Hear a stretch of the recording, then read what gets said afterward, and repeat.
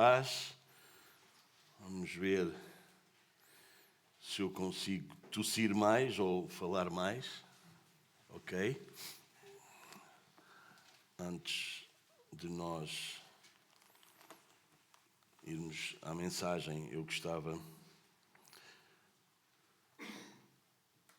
de, como pastor, orar pela igreja, pela nossa nação, pelas autoridades do nosso país, como as Escrituras nos ensinam para fazer. Vamos inclinar as nossas cabeças, fechar os nossos olhos e acompanhem-me nesta oração.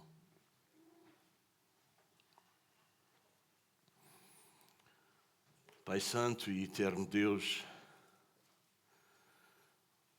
nós nos aproximamos mais uma vez do Teu trono, pela graça e pelos méritos de Jesus Cristo, nosso Senhor e Salvador. Tu que és santo, justo, poderoso, digno de toda a honra, glória e adoração, Senhor. Reconhecemos nesta manhã que dependemos completamente de Ti. Sem a Tua graça não somos nada. Nada podemos e nada temos. Obrigado porque, apesar do nosso pecado, Tu nos recebeste em Cristo. Obrigado pelo perdão, pela cruz,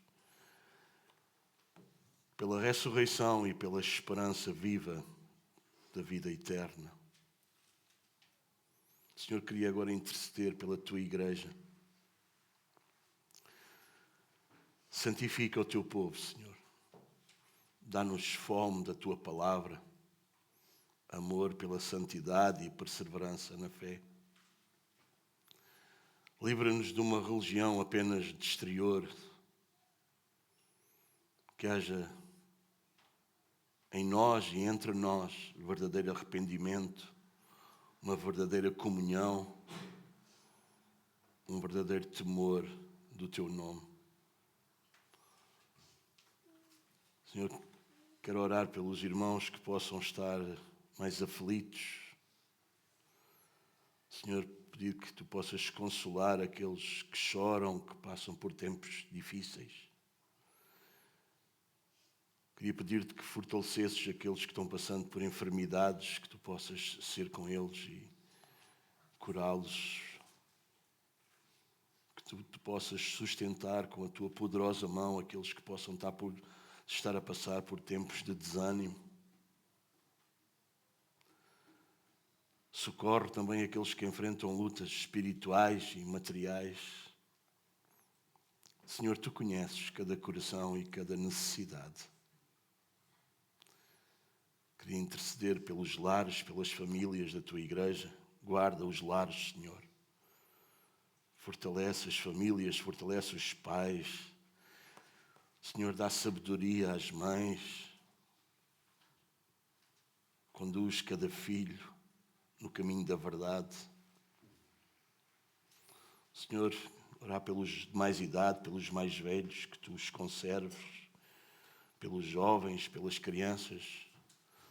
Senhor, que nenhuma geração se afaste do Teu Evangelho. Queremos levantar ainda diante de Ti os que ainda não Te conhecem. Senhor, tem misericórdia dos perdidos. Remove os corações de pedra, concede arrependimento e a fé salvadora, Senhor.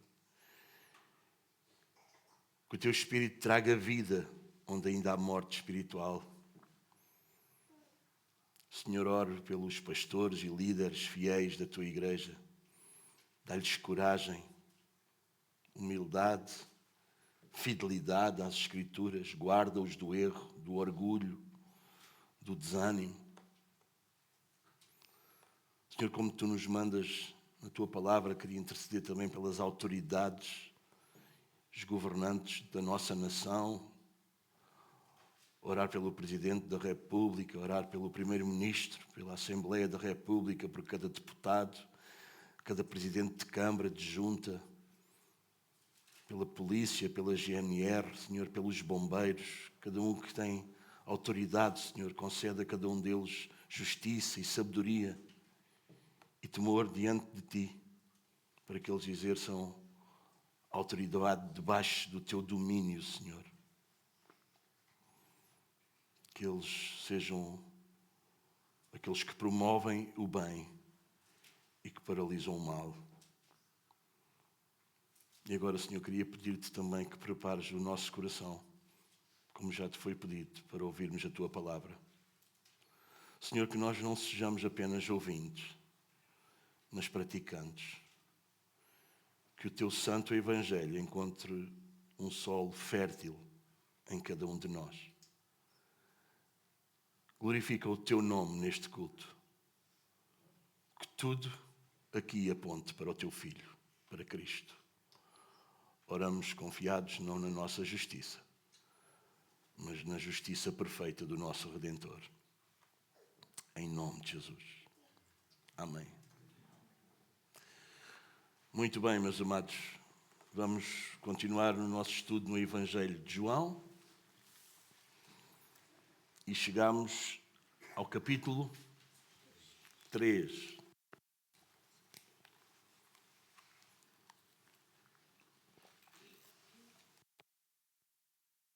E vamos fazer a leitura do texto do capítulo 1, do versículo 1, ao versículo 8. Um texto subejamente conhecido. Talvez eu não vou dizer nada novo. Também não é preciso trazer novidades. É preciso trazer a palavra. Amém? Vamos ler então a santa palavra do Senhor. Havia entre os fariseus um homem chamado Nicodemos, um dos principais dos judeus. Este, de noite, foi ter com Jesus e lhe disse: Rabi, sabemos que és mestre vindo da parte de Deus, porque ninguém pode fazer estes sinais que tu fazes, se Deus não estiver com ele. A isto respondeu Jesus: em verdade te digo, que se alguém não nascer de novo, não pode ver o reino de Deus. Perguntou-lhe Nicodemos: como pode um homem nascer sendo velho? Pode, porventura, voltar ao ventre materno e nascer segunda vez? Respondeu Jesus: em verdade te digo, que quem não nascer da água e do Espírito não pode entrar no reino de Deus. O que é nascido da carne é carne, e o que é Espírito. De eu te dizer, importa-vos nascer de novo. O vento sopra onde quer, ouves a sua voz, mas não sabes de onde vem nem para onde vai. Assim é todo o que é nascido do Espírito. Amém, meus amados. Podemos ficar sentados.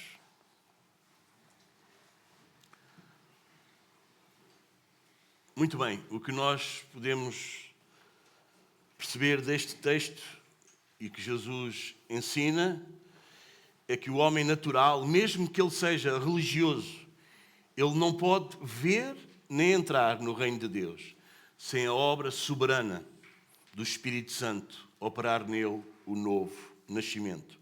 É claro que nós não podemos de maneira nenhuma desligar este texto do texto anterior. E lembram-se os 2 versículos que nós deixámos pendentes a semana passada e que tínhamos falado deles na outra semana. Em João 2, João termina a dizer que muitos creram em Jesus por causa dos sinais, mas Jesus não confiava neles porque conhecia o coração humano. Lembram-se? 23 a 25. Estando ele em Jerusalém, durante a festa da Páscoa, muitos, vendo os sinais que ele fazia, creram no seu nome. Mas o próprio Jesus não se confiava a eles, ou não confiava neles, porque conhecia a todos.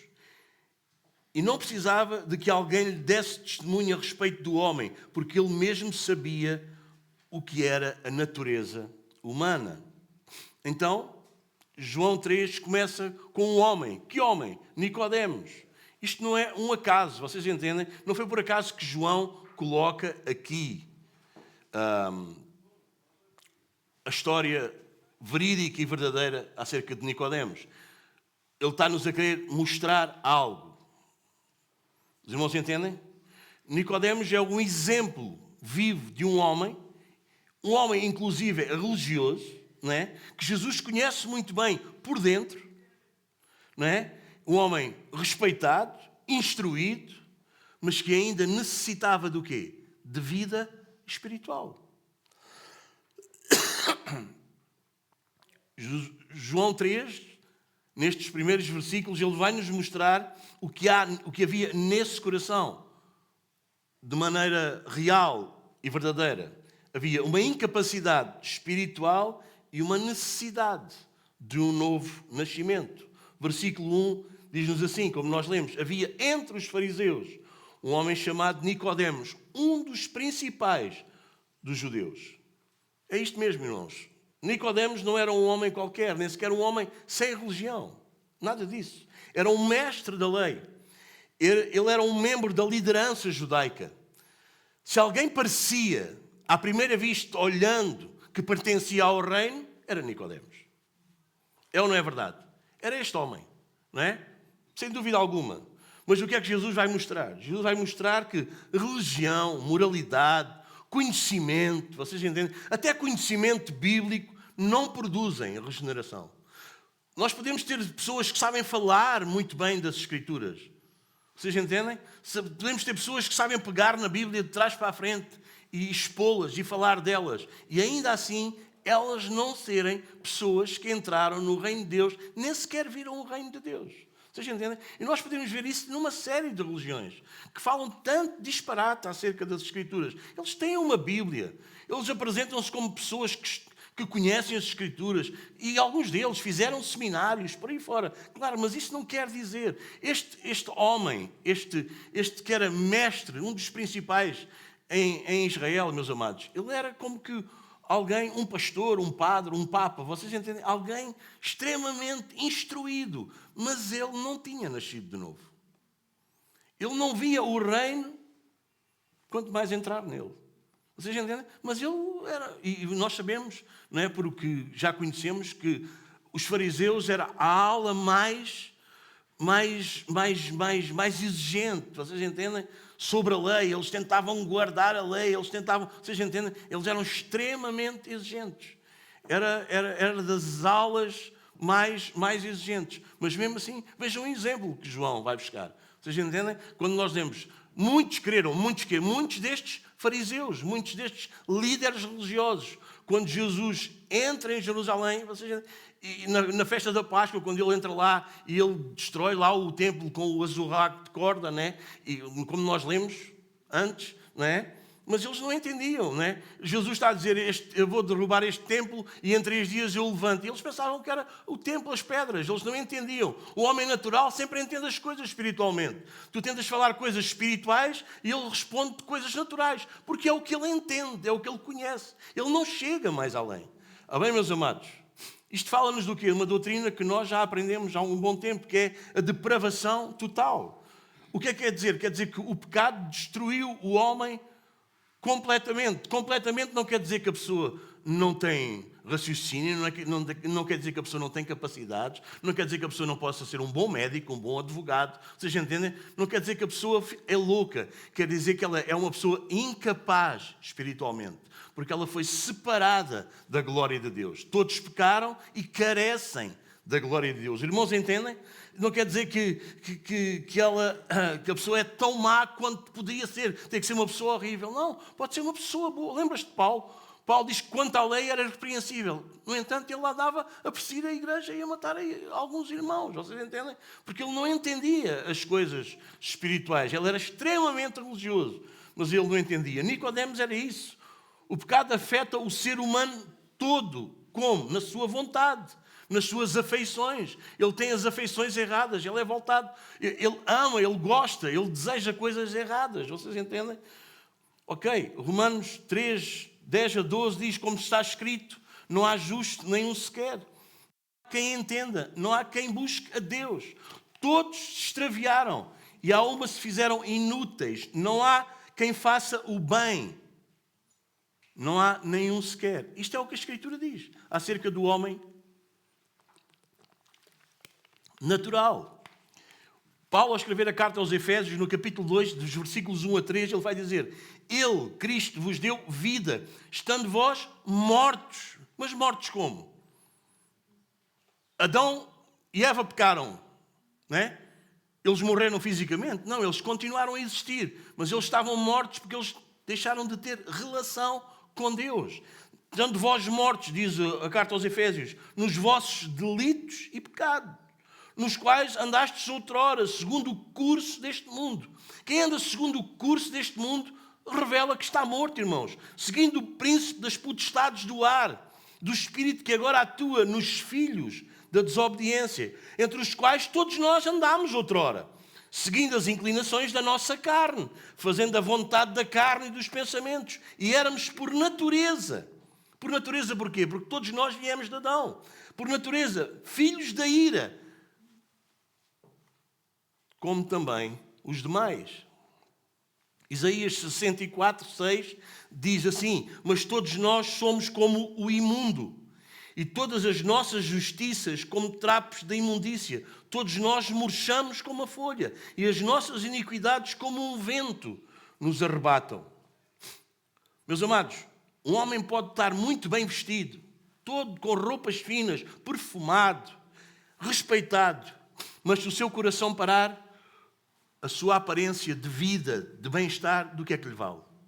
Assim, meus amados, é um homem, por mais religioso que seja, por mais inteligente, por mais capaz que seja, vocês entendem, por a melhor profissão que tenha, por o melhor estatuto da sociedade, se ele não tiver vida da parte de Deus, irmão, a sua aparência externa não vale de nada. Ele está morto, ele está sem vida interior. Por isso, meus amados, como pastor, o que eu gostava de trazer para ênfase para todos nós é: o perigo não é apenas estar longe da igreja, é estar perto das coisas santas, sem termos vida espiritual. Irmãos, entendem? Às vezes o hábito de estarmos a ouvir todos os domingos, vocês entendem? E às vezes nós estamos perto das coisas santas. Nós estamos perto, mas nós não temos vida interior. Não há vida espiritual. Que o Senhor nos ajude. Amém? Reconhecer Jesus não é o mesmo do que ser regenerado, do que ser nascido de novo. Reparem o versículo 2. Diz, este Nicodemos, né? De noite foi ter com Jesus e lhe disse: Rabi, sabemos que és mestre, vindo da parte de Deus, porque ninguém pode fazer estes sinais que tu fazes, se Deus não estiver com ele. Interessante, Nicodemos vem de noite, não é? Por que seria que ele veio de noite? Talvez ele não se sentia muito à vontade, não é? Talvez ele tinha um pouco medo do grupo, vocês entendem? De ser excluído do grupo.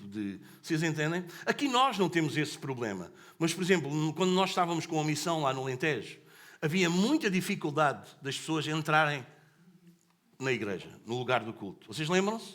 Não é? Porque, por causa da pressão do catolicismo romano, não é? Quem entrasse ali levava logo com, não é? Com a placa de que agora também vais ali aos protestantes. E as pessoas tinham medo. Sabemos de uma rapariga, não é? Que ela deixou de ir porque a família a deserdou. Se ela continuasse a ir, não é? A família tirava-lhe tudo. Então, meus amados, a pressão, às vezes, da sociedade, do que está à nossa volta. E Nicodemos está a lidar com essa pressão. Ele era um dos líderes judaicos. Eles não podiam com Jesus. Eles não aceitavam essa coisa de Jesus dizer que era o Filho de Deus. Vocês entendem? Isso, e talvez ele vai de noite por causa disso. Mas também aqui em João, como nós sabemos, meus amados, em João, noite e trevas, frequentemente apontam para quê? Para uma cegueira espiritual. Ele vem até à luz. Nicodemos vem até à luz, mas ele ainda não tem luz. Ele chamou Jesus de quê? De Rabi, que quer dizer o quê? Mestre. Ele até reconhece os sinais. Ele é uma pessoa que respeita Jesus. Vocês entendem? Ele até acredita, ele até respeita Jesus. Mas isso é insuficiente. Nicodemos vê Jesus como um mestre vindo da parte de Deus, mas ainda assim ele não o reconhece como o Filho de Deus, o Eterno, aquele que existiu desde sempre. Meus amados, a fé salvadora não é um mero assentimento intelectual. Na nossa teologia, a fé envolve conhecimento, concordância e confiança. Nicodemos tem conhecimento, respeito, mas ainda precisa de vida espiritual. Na nossa fé reformada, meus amados, costuma-se dizer que a fé salvadora tem 3 elementos clássicos, vindos das Escrituras. Notitia, que quer dizer conhecimento. Assensos, que quer dizer concordância ou aceitação intelectual, envolve isso. Mas também envolve fidicia, que tem a ver com confiança pessoal e entrega. Quando olhamos para Nicodemos, aqui em João 3, vemos que ele já possui os 2 primeiros elementos, em certo grau, mas ainda não chegou plenamente ao terceiro. Ele possui o conhecimento, Nicodemos conhece as Escrituras, se ele era um mestre da lei, então ele conhecia as Escrituras. Ele não conhecia o Novo Testamento porque ainda não estava escrito, mas o Antigo Testamento ele conhecia as Escrituras, ele reconhece algo verdadeiro ali em Jesus. Ele diz: Rabi, sabemos que és mestre, vindo da parte de Deus. Ele entende que Jesus não era um homem comum, vocês entendem? Como fariseu e mestre da lei, ele possuía informação correta sobre Deus, ele percebia ali os sinais de Cristo. Isto demonstra que o conhecimento religioso, vocês entendem? O facto de eu ler a Bíblia e comparar as coisas e entender que é, ainda assim, isso não quer dizer que eu tenho vida espiritual. Amém, meus amados? Concordância. Nicodemos não conhece apenas os factos, ele concorda que Jesus vem da parte de Deus. Ele não diz que Jesus é do maligno, é das trevas, é do diabo, é diabólico. Não, nada disso. Ele diz, é da parte de Deus, vocês entendem? Ele demonstra respeito, admite que os milagres confirmam a ação divina da parte de Deus na vida de Jesus. Quer dizer, ele não rejeita intelectualmente o Cristo, ok? Mas isso ainda não é suficiente.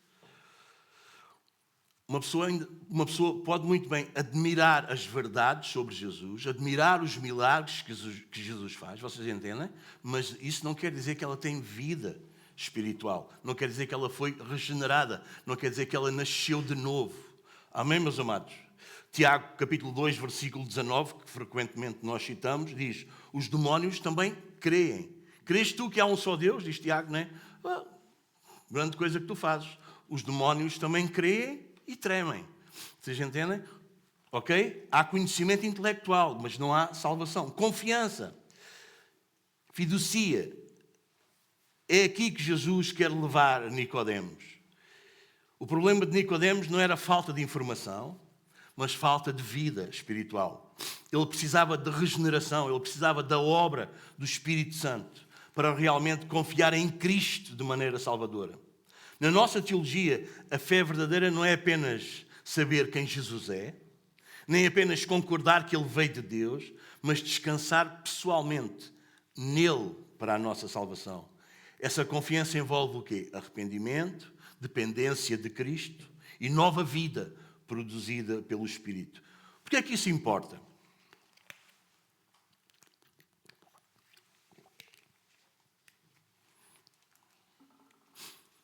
Porque o ser humano precisa de entender o Evangelho,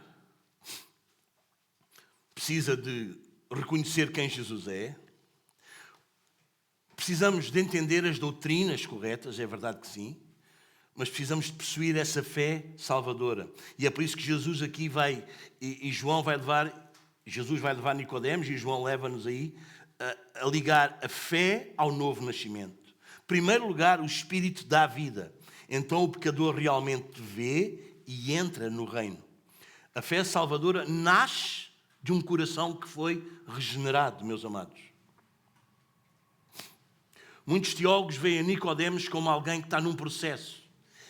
E deixa-me avançar aqui algumas coisas rapidamente para vocês. Ele começa aqui no capítulo 3 confuso, e nós percebemos isso. Depois, em João, no capítulo 7, nós não iremos aí hoje, mas ele já começa a defender Jesus de uma maneira cautelosa. E depois, no capítulo 19, após a crucificação, ele demonstra uma verdadeira fé. Muito bem, então vamos avançar. O Evangelho de Mateus, no capítulo 7, ele diz-nos que algumas pessoas podem fazer coisas extraordinárias e ainda assim não ter a verdadeira fé, a fé que salva. Diz: nem todo o que me diz Senhor, Senhor, entrará no reino dos céus, mas aquele que faz a vontade do meu Pai que está nos céus. Isto Mateus 7, 21 a 23. Muitos naquele dia hão de dizer-me: Senhor, Senhor, porventura não temos nós profetizado em teu nome, e em teu nome não temos expelido demónios, e em teu nome não fizemos muitos milagres? Então lhes direi explicitamente: nunca vos conheci. Apartai-vos de mim, os que praticais a iniquidade. Meus amados, todos nós sabemos que é muito bem possível acontecer nós conhecermos um bom médico, elogiarmos o médico, o conhecimento dele, reconhecer a autoridade dele, as credenciais dele, mas podemos morrer da doença porque nunca nos sujeitamos ao que ele aceitou ou à operação que ele nos quer fazer. Amém, meus amados? Admirar Cristo não é o mesmo do que confiar em Cristo.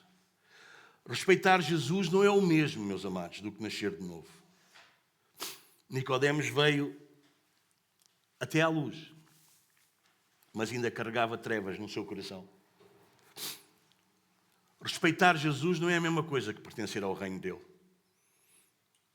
Milagres podem produzir admiração, sem produzir regeneração, sem produzir novo nascimento. O homem natural consegue reconhecer os sinais, como nós vimos quando estudámos João 2. Lembram-se? Não é? Eles ficaram maravilhados porque o vinho, a água foi transformada em vinho. Não é? Mas só os discípulos creram nele. Não é? Só os discípulos viram a glória. Porque a glória não é a água ser transformada em vinho. É Jesus ser o Senhor sobre a natureza. Porque Ele criou todas as coisas, Ele pode. Ok? Então, mas só o Espírito pode abrir os seus olhos para o reino de Deus. Então, Nicodemos fala sobre milagres, sobre sinais com Jesus, sobre o seu reconhecimento externo. Jesus ignora o elogio. Não é? Reparem, Nicodemos diz assim: Rabi, sabemos que és mestre, vindo da parte de Deus, porque ninguém pode fazer estes sinais que tu fazes se Deus não estiver com ele. A isto, a todos estes elogios, não é? A esta entrada de Nicodemos para com ele, não é? Jesus responde, versículo 3 do capítulo 3 de João: em verdade te digo, que se alguém não nascer de novo, não pode ver o reino de Deus. Jesus não responde ao elogio de Nicodemos. Ele vai direitinho ao centro do problema. Ele vai direitinho à necessidade que Nicodemos tinha. A expressão nascer de novo também pode ser entendida, é igual no original, meus amados, como nascer do alto. O ponto aqui é duplo, é uma nova vida e essa vida vem de Deus. No original quer dizer as duas coisas. Jesus diz, não pode. E isto eu precisava traduzir para vocês, ou não? O que é não pode? Hã? É não pode. Custa a interpretar. Às vezes custa a engolir. Às vezes quando eu digo não entendo, não é não entendo, eu não engulo. Os irmãos entendem? Ou engolem? Hã? É isso. Não pode. Não pode. Isso fala da incapacidade. Isto acaba, meus amados, com o ego do homem. Isto acaba com essa coisa da humanidade, achar que pode tudo, e consegue tudo, e vai tudo. Acaba com isso, meus amados. O homem natural não tem apenas dificuldade. Vocês entendem? Ele é espiritualmente incapaz. Não é? É incapaz. Ele não consegue sem a graça. Isto fala da regeneração monergística. E eu vou desmanchar este termo um bocadinho complicado, espero eu, com calma, para vocês hoje. Regeneração monergista significa que o novo nascimento é obra exclusiva de Deus. A palavra normergismo vem do grego mono, que é um, e ergon, que quer dizer trabalho ou ação. Ou seja, uma só ação opera a regeneração. E essa ação é de quem? Só uma ação, não são duas ações. É só uma ação. E essa ação é da parte de quem? Da parte de Deus. Amém? O que é a regeneração? O que é este novo nascimento que Jesus fala a Nicodemos? Diz que é necessário, que importa nascer de novo. O que é isso? Na nossa visão, o ser humano natural está espiritualmente morto por causa dos pecados, como eu já vos li lá em Efésios 2. Por isso, ele não consegue produzir uma fé que o salve a si mesmo. A regeneração, este novo nascimento, é quando o Espírito Santo de Deus dá vida a essa pessoa, a esse homem. Dá vida espiritual, muda-lhe o coração, ilumina a sua mente e inclina a sua vontade para Cristo. Porquê monorgística? Porquê que é? Porque Deus não divide essa obra com a pessoa. Não é Deus e a pessoa. Vocês entendem? A pessoa que é regenerada, que nasce de novo, que nasce do alto, ela não coopera para nascer de novo. Da mesma forma que um bebê não coopera para nascer. É igual. Quando nós nascemos fisicamente, nós precisamos ser mandados fora, ser tirados de lá. Senão, alguns até saem com ferros, não é? Vocês entendem? O bebê não faz nada para sair de lá. Assim é o nascimento espiritual. Deus age primeiro na vida da pessoa e a reação, a resposta da pessoa, a resposta humana, vem depois. Na nossa teologia, que nós queremos, a ordem tem esta lógica. A eleição, Deus elege os que são dele. O chamado eficaz, e os que são dele, ele chama eficazmente. Os que são dele não resistem ao seu chamado. Há a regeneração depois, eles nascem de novo, nascem do alto. Isso depois leva a que haja fé e arrependimento. Depois há a justificação em Cristo. Depois há o processo de santificação e a glorificação. Assim, para nós, meus amados, a fé não causa o novo nascimento. Eu não nasci de novo porque eu acreditei. Eu acreditei porque eu nasci de novo. Amém? O exemplo de Nicodemos. Ele tinha um conhecimento religioso. Ele tinha respeito por Jesus. Ele tinha ali um interesse espiritual. Mas Jesus não disse a Nicodemos: bom, Nicodemos, tu só precisas de um bocadinho mais de informação. Foi isso que Jesus disse? Não. Tu precisas nascer de novo. Amém? Ou seja, o problema não é intelectual. É o quê? Espiritual. Amém?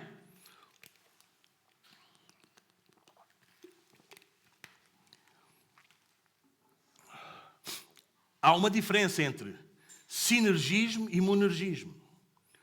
O monergismo é Deus age, Deus faz sozinho, a graça é eficaz e o resultado é nova vida. O sinergismo, que tem a ver com a linha arminiana e outras tradições, como católica e por aí fora, diz o quê? Diz que Deus oferece a graça, mas a graça é proveniente a todos, todos têm acesso a essa graça. O homem pode cooperar livremente, eles dizem que tem livre-arbítrio, ok? E a fé procede da regeneração.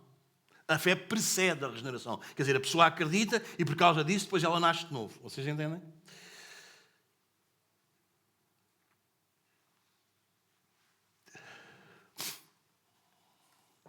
A ideia do sinergismo é a ideia que na salvação há uma cooperação entre a graça de Deus e a resposta humana.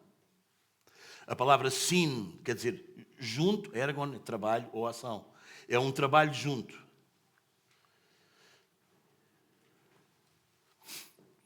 Nessa linha teológica, Para eles significa que Deus toma a iniciativa da salvação, mas o ser humano também responde livremente à graça divina. Como é que eles entendem a salvação? Eles não dizem que o homem se salva sozinho, é verdade, mas eles dizem que a salvação continua sendo pela graça de Deus. A diferença é que Deus oferece graça suficiente, o ser humano pode resistir ou cooperar, assim a fé vem antes da regeneração completa. A ordem da salvação no sinergismo e em muitas tradições arminianas é: Deus concede de graça, a pessoa ouve o Evangelho, responde com fé, Deus regenera e depois há a justificação e a santificação. Quer dizer, fé e depois o novo nascimento. Enquanto que, para nós, a ordem é invertida a isto.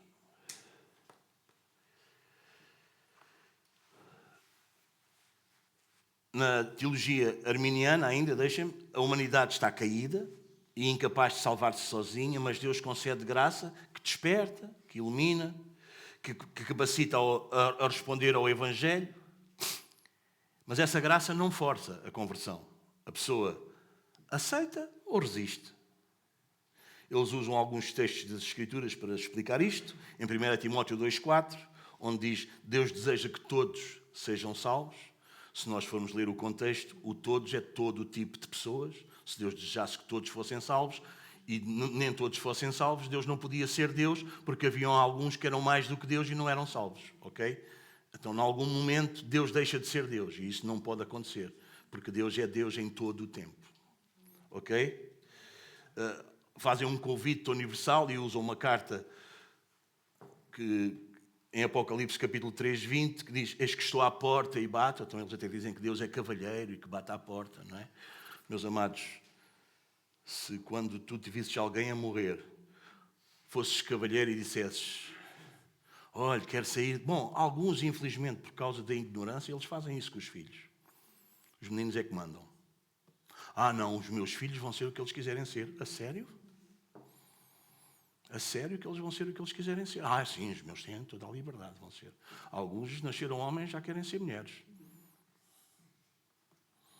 Só para salientar alguns dos grandes disparates. Não é? Ah, não, eles vão ser o que eles quiserem. Não me vou meter nisso. Não. Se ele não quiser comer, tu não lhe dás de comer. Ah, ele não quer comer, não come, deixa estar. Ele vai morrer assim. É isso? Se ele não quiser ir à escola, tu, não, ele não quer ir à escola, ele não vai. Tu não fazes isso com nada, mas com o principal da vida tu fazes. Isso revela a cegueira das pessoas. Mas as pessoas intitulam-se cheias de sabedoria, cheias de cursos, cheias de inteligência. Meus amados, quanta ignorância, quanta cegueira. E quão gratos nós devemos estar, meus amados irmãos, porque nós não somos melhores que ninguém. O Senhor teve misericórdia de nós. Se nós faríamos isso que eles fazem, ou ainda pior. É a graça de Deus. Amém, meus amados? Amém? Mas eles vão usar esse texto. Eis que estou à porta e bato. Tantas vezes eu ouvi evangelistas a pregar o Evangelho dizer: Deus é cavalheiro. Deus está aqui, mas Deus não vai obrigar. Meus amados. Meus amados.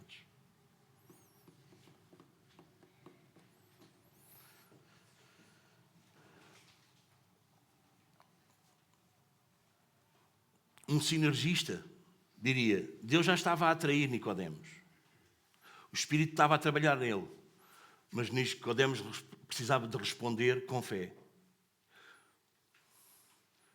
O novo nascimento viria quando ele confiasse verdadeiramente em Cristo. Como se isso fosse possível. Não pode ser assim, meus amados.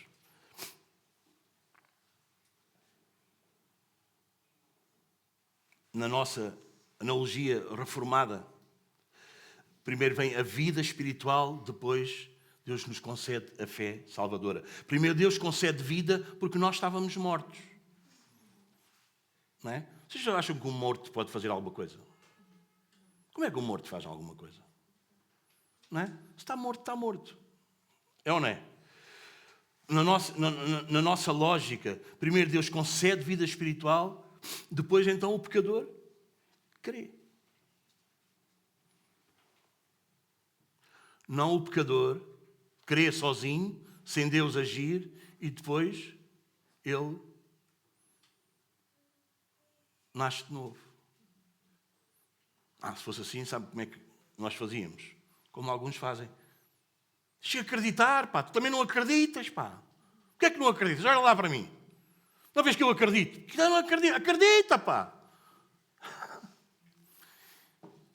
Se é o mesmo do que tu levasses um cego a uma exposição de quadros, todos bonitos, coloridos, cheios de cores, e tu fosses explicando ao cego, olha, estás a ver, olha aqui este quadro, olha aqui o azul, ei, este azul é mesmo, epá, isto nem é bem azul escuro, nem, hein? Azul e branco o coração, alguns só sabem isso, hein? Não, hein? É ou não é? Mas é cego, azul, vocês entendem?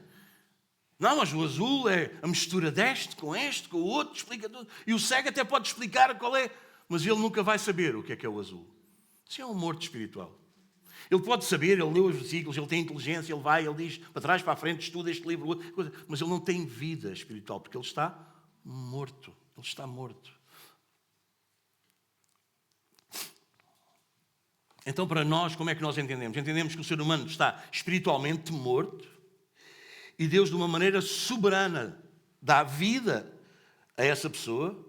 O Espírito opera isso sem a sua cooperação inicial. É Deus que faz isso na vida do outro. E depois dessa regeneração, desse nascimento, desse novo nascimento, ou desse nascimento do alto, então nasce a fé salvadora.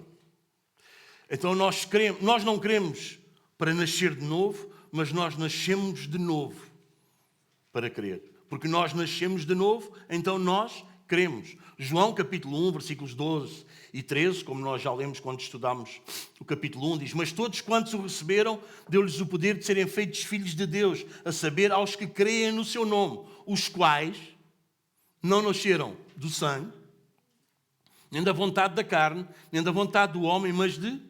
Porque é que eles creram? Porque eles nasceram de Deus. Amém?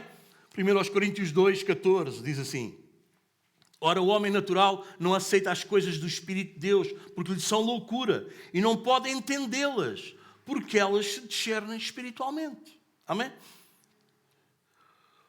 Romanos 8, versículos 7 e 8. Por isso, o pendor da carne, da nossa velha natureza, é inimizade contra Deus, pois não está sujeita à lei de Deus, nem mesmo pode estar.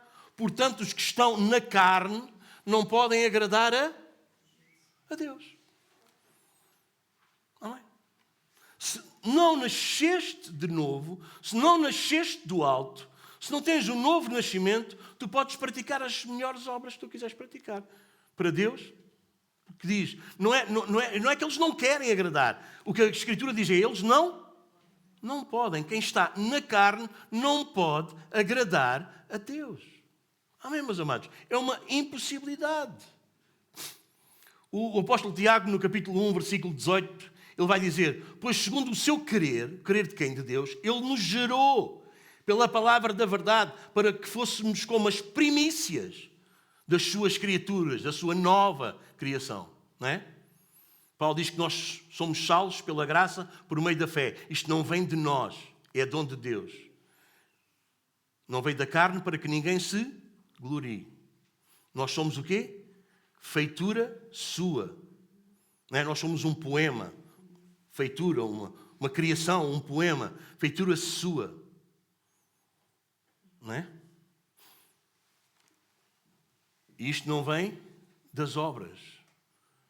Mas nós agora praticamos boas obras. Nós fomos salvos para boas obras que Deus preparou de antemão para que nós andássemos nelas. Primeira carta de Pedro, capítulo 1, versículo 3, diz: bendito Deus e Pai de nosso Senhor Jesus Cristo, que segundo a sua muita misericórdia nos regenerou para uma viva esperança, mediante a ressurreição de Cristo dentre os mortos. Tu achas que um cadáver precisa de conselhos? Precisa. Motivação? Precisa. Uma reforma? Eles tentam, não é? Lá no caixão, depois eles maquiam aquilo, não é? Depois as pessoas dizem: oh, mas vê-se mesmo que morreu em paz, olha lá a cara dele. Olha lá a cara dela. Não, foi só maquiado.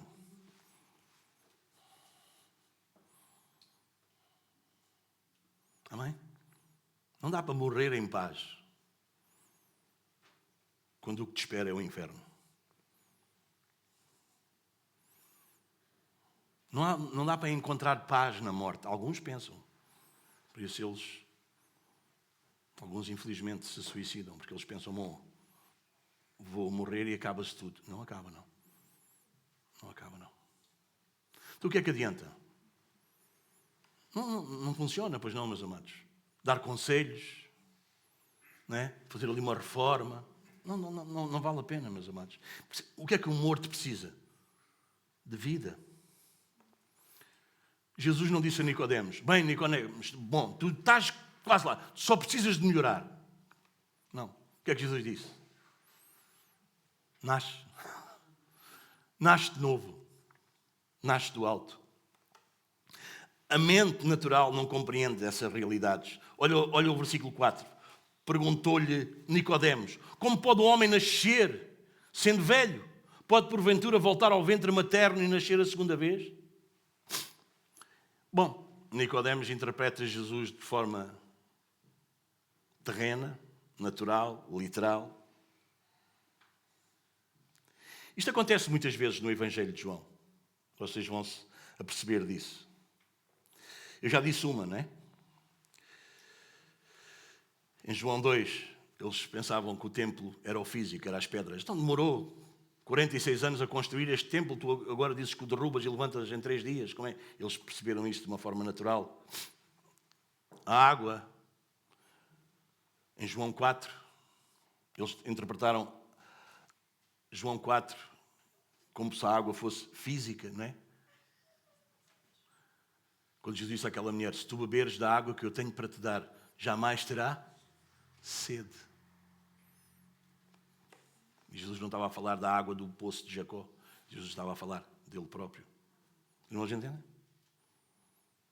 Em João 6, quando Jesus multiplica o pão e depois diz aos discípulos para irem para o outro lado, não é? E ele diz, fala acerca de pão e eles pensam, bom, quando ele diz eu sou o pão, e eles pensam que Jesus está a falar do pão físico e ele está a falar que ele próprio é o pão. Então em João aparece muito esta interpretação natural, humana, vocês entendem? Com a interpretação natural. Não se esqueçam, João escreveu o Evangelho para quê? Lembram-se ainda? Para que creiais no nome do Senhor Jesus e crendo nele ter vida. Esse é o propósito do Evangelho de João. Não podemos esquecer. Então João fala de 8 sinais, mas sinais que apontam para quê? Para o verdadeiro sinal, que é Cristo. Amém? A pergunta de Nicodemos revela que o homem natural tenta entender as coisas do Espírito pelas categorias da natureza caída, da natureza da carne. Isto fala de cegueira, a doutrina da cegueira espiritual. O problema humano, como eu vos disse, não é a falta de informação, é uma incapacidade de discernimento espiritual. Em Efésios 4, 18, diz que eles são obscurecidos de entendimento, alheios à vida de Deus, por causa da ignorância em que vivem, pela dureza do seu coração. Uma coisa que tu deves fazer quando vais falar do Evangelho a alguém, uma coisa que tu deves fazer todos os dias antes de sair da tua casa, e eu espero que tu fales do Evangelho todos os dias, ou pelo menos ao maior número de pessoas possíveis que tu possas falar. Entendes? Tu deves orar e dizer, Senhor, eu sei que as minhas palavras não vão convencer ninguém. Eu quero ser fiel, eu quero falar só acerca do que está escrito e não quero inventar. Mas eu sei que eu posso falar tudo e mesmo assim não acontecer nada, a não ser que tu hajas no coração da pessoa. Porque essa pessoa está morta e ela precisa de vida. Então age, Senhor. Então age. Amém? Na segunda carta aos Coríntios 4, versículo 4 a 6 diz, nos quais o Deus deste século cegou o entendimento dos incrédulos, para que não lhes resplandeça a luz do Evangelho da glória de Cristo, o qual é a imagem de Deus. Porque não nos pregamos a nós mesmos, mas a Cristo Jesus como Senhor, e a nós mesmos como vossos servos, por amor de Jesus. Porque Deus que disse, das trevas resplandecerá a luz, Ele mesmo resplandeceu em nosso coração para a iluminação do conhecimento da glória de Deus na face de Jesus Cristo. Eu amo este versículo. Eu amo toda a Bíblia, mas eu amo este versículo. Vocês percebem a diferença do que aconteceu connosco, meus amados? Uma coisa... disse haja luz. Lembra-te? Criou o sol, a lua, os luminares, lá em Gênesis. O Deus que disse haja luz. Não disse para o nosso coração que estava em trevas, agora haja luz. Não.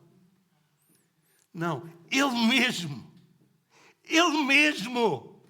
resplandeceu no nosso coração. Ele não disse para o nosso coração que estava em trevas, haja luz naquele coração. Não.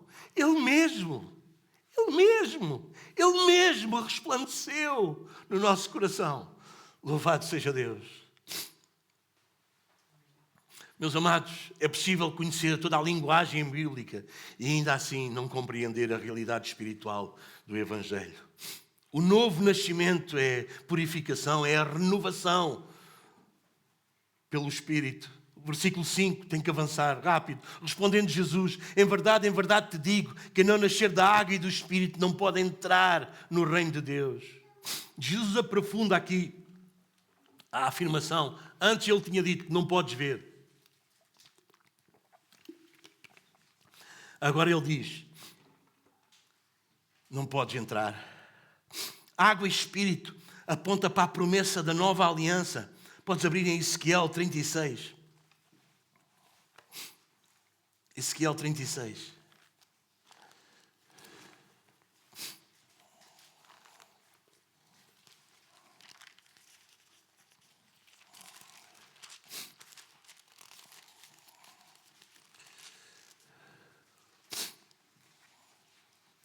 Versículos 25 a 27.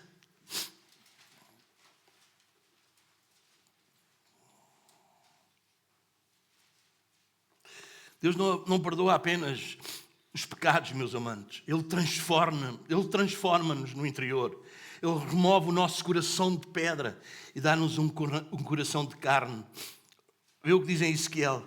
Então aspergerei água pura sobre vós e ficareis purificados. De todas as vossas imundícias e de todos os vossos ídolos vos purificarei.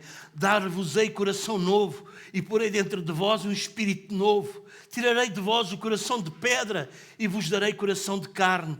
Porei dentro de vós o meu espírito e farei que andeis nos meus estatutos, guardeis os meus juízos e os observeis. Esta promessa era para quem? Jeremias mostra-nos isso. Jeremias 31, versículo 31 a 34.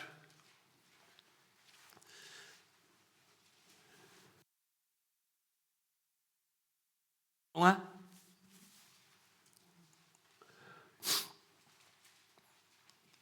Jeremias 31 a 34.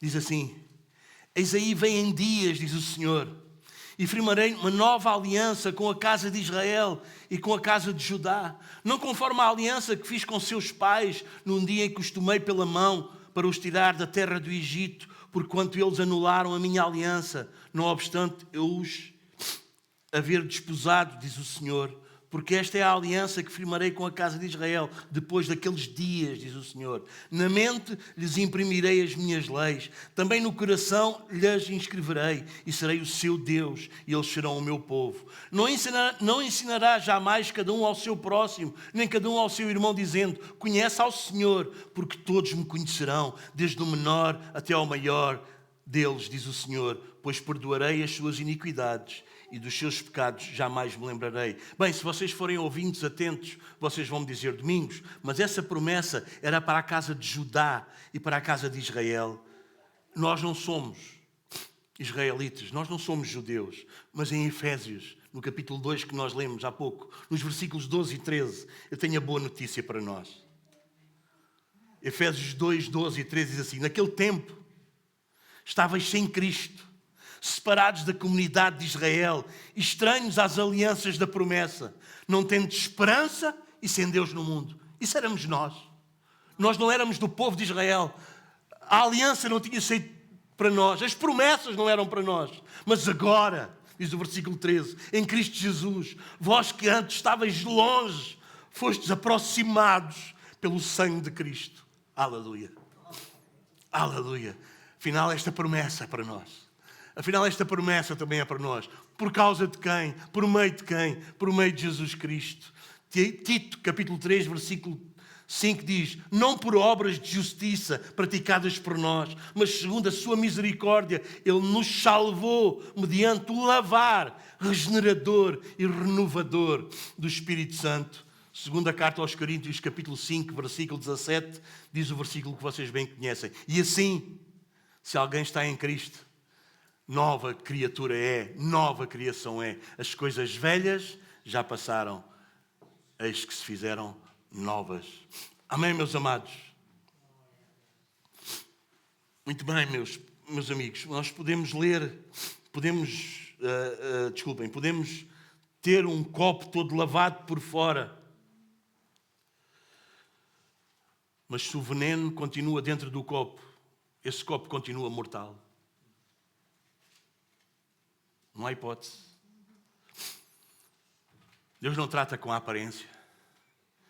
Não pode ser. Ele purifica o interior. A salvação, meus amados, não é Deus a pintar uma árvore morta. Nada disso, meus amados. É Deus a fazer nascer vida onde antes havia morte. Amém, meus amados? Versículo 6. O que é nascido da carne é carne, o que é nascido do Espírito é Espírito. A carne, o velho homem, em Adão, na nossa natureza terrena, meus amados, nós não conseguimos produzir vida espiritual. Jesus vai estabelecer aqui uma distinção absoluta. Carne produz carne. Meus amados? O homem natural pode produzir outro homem, mas é natural. A natureza caída produz natureza caída. No esforço humano pode gerar vida espiritual. Isto confronta toda a nossa confiança. Por exemplo, a nível familiar. Bom, os meus pais são crentes, então eu também sou salvo. Os meus pais são salvos, eu também sou salvo. Não. Não é porque és filho de pastor que tu és salvo. Não é porque a tua avó toda a vida esteve na igreja e é uma mulher salva que tu, porque és neto ou neta dela, és salvo. Não. Não. Essa ligação carnal não produz salvação. Tradição religiosa. Sempre andei na igreja, sempre fui evangélico, ou sempre fui católico, ou sempre fui... Isso não produz vida espiritual. Não é? Às vezes a gente fala com as pessoas, toda a vida fui católico. Desculpe, eu não mudo, toda a vida fui católico. Sim, grande coisa. É como se eu toda a vida fosse evangélico e não tivesse nascido de novo. Grande coisa. Vocês entendem? A religião não faz isso. Decisão meramente humana não faz isso. Uma moralidade, sou uma pessoa que não faço mal a ninguém. Vocês entendem? Uma moralidade externa, de maneira nenhuma. É incapacidade humana que Jesus fala. O homem não se consegue regenerar a si mesmo. Eu, se fosse mais leve, eu fazia aqui um exercício, mas não faço. Mas imaginem só eu, não é? Imaginem-me eu aqui deitado no chão. E depois eu agarro aqui no meu cinto e tento-me levantar. Acham que consigo? É isso. É isso. É impossível, não é?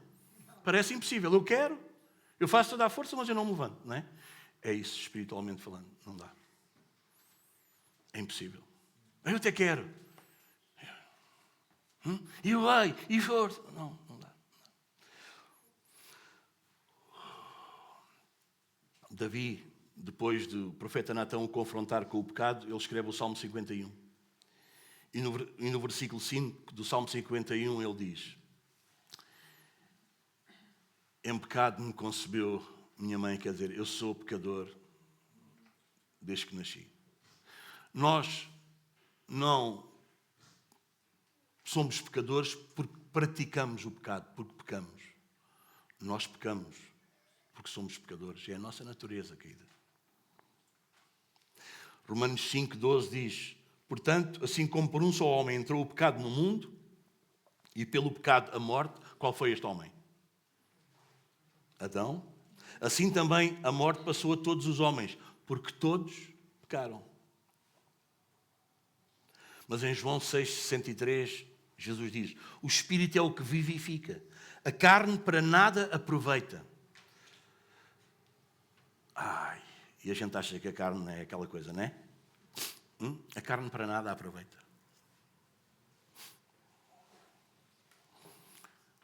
A carne é o caixote onde habita o nosso espírito, não é? A nossa alma, que nós devemos cuidar porque nós somos o templo, a casa do Espírito Santo de Deus. Não devemos negligenciar esta casa, não é? Mas isto é só o caixote, irmãos. Não é? A carne para nada aproveita. As palavras que eu vos tenho dito são espírito e vida, disse Jesus. Romanos 9:16 vai dizer: assim, pois, não depende de quem quer ou de quem corre, mas de usar Deus a sua misericórdia. Não depende de quem quer, nem de quem corre. Depende de Deus. Havia 2 gêmeos, Isaac e Esaú. Ainda os gêmeos não tinham nascido, nem feito bem ou mal. Está lá em Romanos 9, estou só a citar o resto para entendermos. Ainda os gêmeos não tinham nascido. Já Deus tinha dito: amei Jacó e Esaú. O que é que eu disse? Isaac. É o Isaac que veio para o lado do Jacó, mas não pode. É Esaú. É bom sempre ter uma filha que conhece a Bíblia, que assim a gente, não é? Qual é? Isso. Jacó e Esaú ainda não tinham nascido. Como é que se chamava a mãe deles? Hã? Rebeca. Sim, senhor. Afinal sabe. Era só a ver se tu sabias. Ok? Ainda eles não tinham nascido, nenhum dos gêmeos. Já Deus tinha dito: amei Jacó, rejeitei a Esaú. Para quê? Para que o propósito da predestinação prevalecesse. Está lá escrito, Romanos 9, que está lá claro. Então não depende de quem corre, nem de quem quer. Depende de quem Deus tem misericórdia. Amém, meus amados? Uma fonte amarga nunca produz água doce, pois não? É preciso ir à fonte, é preciso transformar. O problema nunca está apenas no copo, mas na nascente. O homem precisa de uma nova fonte, de um novo interior, de um novo coração. Não precisamos apenas de novos hábitos. Precisamos de uma nova natureza. Amém? Amém, meus amados? O novo nascimento não é uma opção, não é opcional. Não te admires de eu te dizer: importa-vos nascer de novo. Jesus vai transformar aqui a doutrina numa necessidade pessoal. Importa-vos, quer dizer, é necessário, é obrigatório, é indispensável. Não há cristianismo sem novo nascimento. Não há entrada no reino sem nascimento do alto. Há uma necessidade absoluta da regeneração, do nascer de novo. Não é uma experiência para cristãos mais velhos, mais tempo na igreja, mais profundos, mais dedicados. Talvez esses então vão experimentar isso. Não, isso é a entrada para o reino. Não é? Isso é o começo, é o início da vida cristã.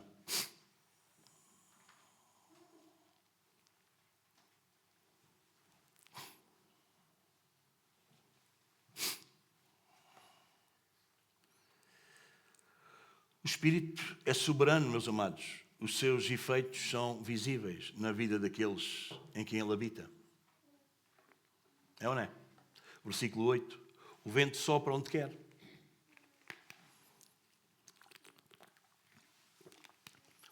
Ouves a sua voz, mas não sabes de onde vem, nem para onde vai. Assim é todo o que é nascido do Espírito. Desculpem aqui a minha constipação.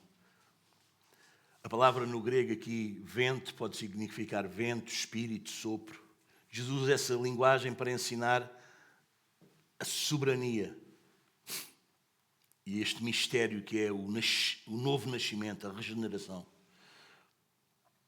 O vento não é controlado pelo homem.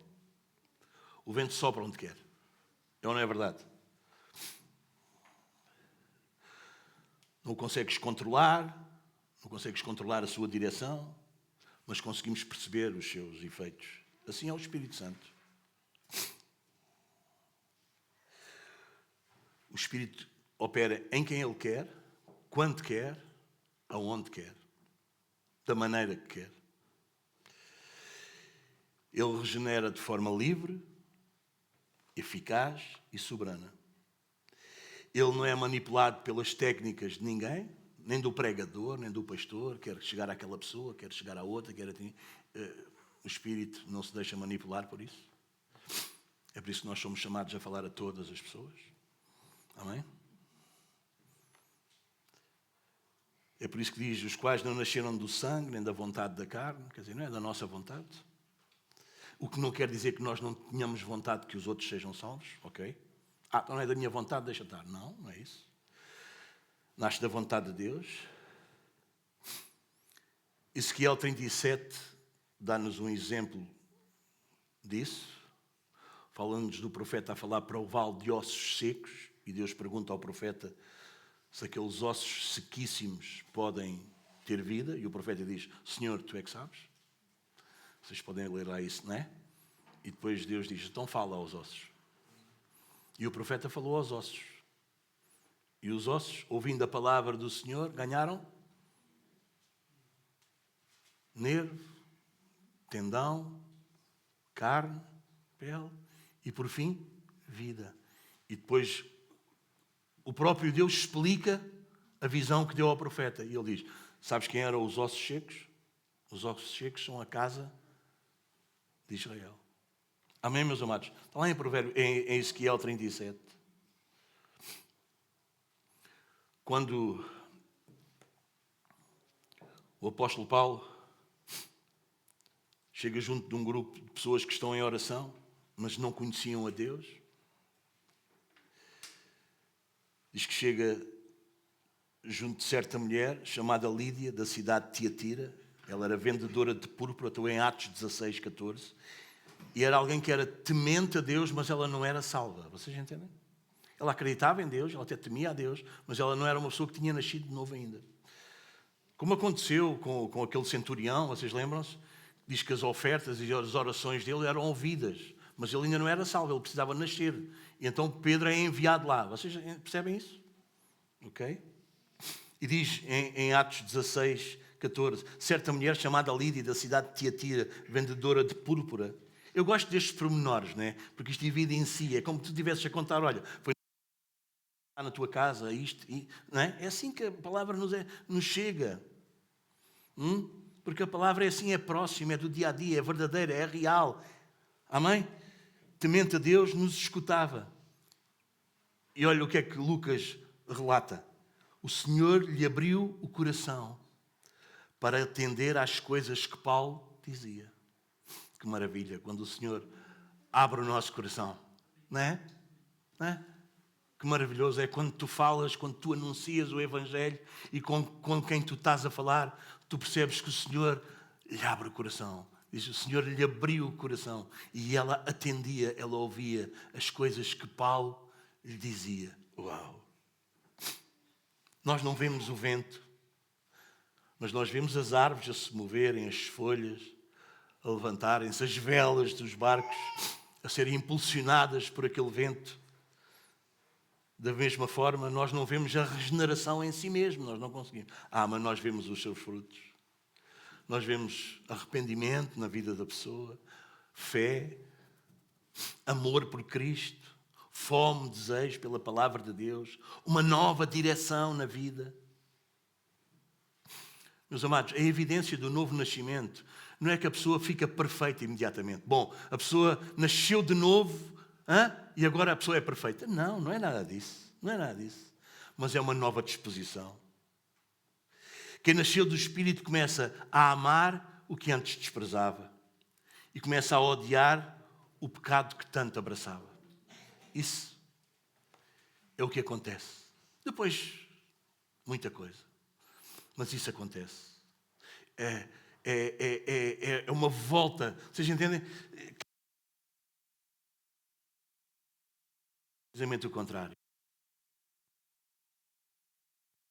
Vocês estão-me a ouvir, não estão? Eu às vezes estou a achar aqui umas falhas. Não sei se sou eu. Vamos terminar, meus amados. Nicodemos veio de noite, é verdade. Trouxe consigo religião, trouxe. Conhecimento, sim. Posição, status, respeito, sim, trouxe isso tudo. Mas Jesus não se impressionou com o seu currículo. Jesus foi direto ao ponto. Nicodemos, importa nascer de novo. Vamos terminar, meus amados. O homem natural não precisa apenas de informação. Não precisa de uma reforma moral, fazer coisas que não fazia e nada disso. Não precisa de tradição religiosa, precisa de vida. E essa vida vem do alto, pelo Espírito. A pergunta mais importante, a questão que precisamos fazer não é: eu frequento uma igreja? Eu conheço doutrina? Eu respeito Jesus? Eu tenho uma vida moral? Depois de João 3, a pergunta é: eu nasci de novo? Eu nasci do alto? Eu sou habitado pelo Espírito de Deus? Os meus afetos mudaram? Deus transformou o meu coração? Eu agora sou sensível às coisas de Deus? Porque quem não nasce de novo não vê o reino. Quem não nasce da água e do Espírito não entra no reino. Mas aquele que é um Espírito da vida vem a Cristo, crê em Cristo e encontra vida eterna em Cristo.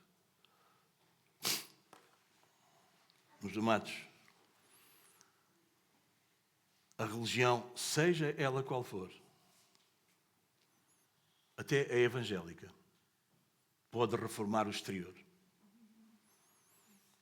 Mas só o Espírito pode ressuscitar o coração que está morto. Amém, meus amados? Que o Senhor seja com todos nós e que todos aqui, é o meu clamor, possam todos ter essa experiência miraculosa de nascer do alto, de nascer de novo. Que o Senhor ricamente os abençoe.